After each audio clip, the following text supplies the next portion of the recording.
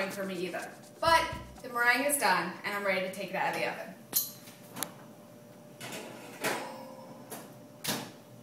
This is go time. This is the time that I get a little nervous because anytime you undo a spring form, you have to hope and pray that you know what's going to come out. Carefully slide it up. Well, had a little bit of crumbling, but overall, so far, we're doing all right. So, of course, now is the perfect time to make sure it also tastes all right. So far, so good. So, what's interesting about this recipe is, for the most part, right underneath, it winds up being pretty hollow. So you do have to be a little careful when you take it off to make sure that you're going to do it right. However, what's great about this is it makes a perfect place to put filling in. So now, let's get to filling. Now it's time to do the flip. This is another part that really stresses me out because anything can go wrong. So let's see how this goes. You only get one shot at it. The best way is to put the plate on top very, very gently. Slide it off your counter. Put a good hand under it and over it, and you don't want to squeeze because it's very fragile. Flip. Remove the top. And there you go. You have a perfect place to put all your filling. Now I'm going to talk to you about slicing strawberries. Now my knife skills are nothing to look at. I promise I'm just not that good at it. I've practiced and practiced, but it's not a skill I have. I know the proper technique. For instance, you want to hold the handle and put a finger on either side of the blade. You never want to do this. I used to have a bad habit of it. Now I hold it like this. For this meringue, you really want to make sure you're slicing your strawberries nice and thin. So what's great about strawberries is they have a handle. You can hold them by the green, slice them down at the tip first, and then just keep going up and make small, very thin slivers. As you're going, you want to make sure you keep those fingers out of the way, and then you've got your perfect slices of strawberry to go into your meringue.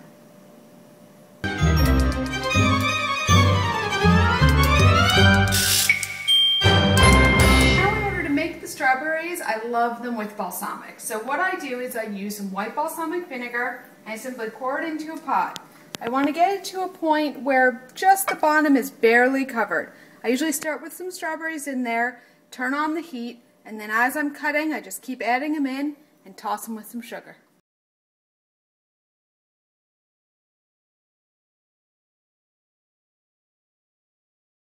When you're trying to make whipped cream, as long as you've already made meringue, this is easy. You don't have to worry about any chemical reactions, you just have to worry about getting enough air into cream. So what you need for whipped cream is heavy whipping cream. You can also use heavy cream that doesn't say whipping, it's just a matter of how creamy you like it.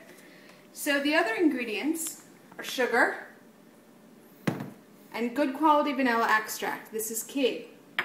Then there's my secret ingredient.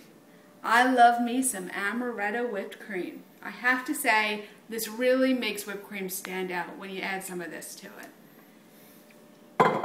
So the method is pretty easy. All you gotta do is stir it together. So you start with your heavy cream.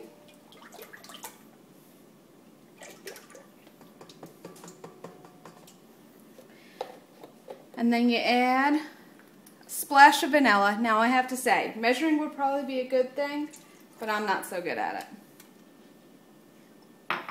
And then when it comes to sugar, I like to try to get about a 1/4 cup in there. That looks about right. I can always add more if I taste it later and I don't like it. The key to adding the alcohol is you add it afterwards. So now, apologize for the noise, but we got some whipping to do. Maybe not that much whipping.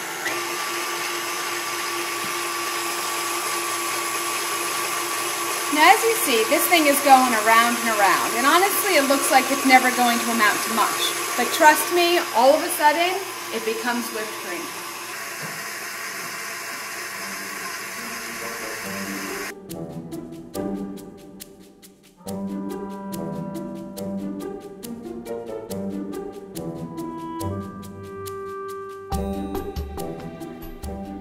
So now the strawberries are getting very close to done. They're in a nice soft form, and as you see, a lot of liquid has come out. Now some people like the liquid, and if you were making your meringue right before serving it, you might want to include some. Since I'm not going to be serving this until tomorrow, I'm going to drain it. The easiest way is a simple colander. Put it over a bowl because you want to save those juices. They are fantastic spread over ice cream. So making sure now that we have all the strawberries out, we'll just give them a little press. You want to get some of that moisture out.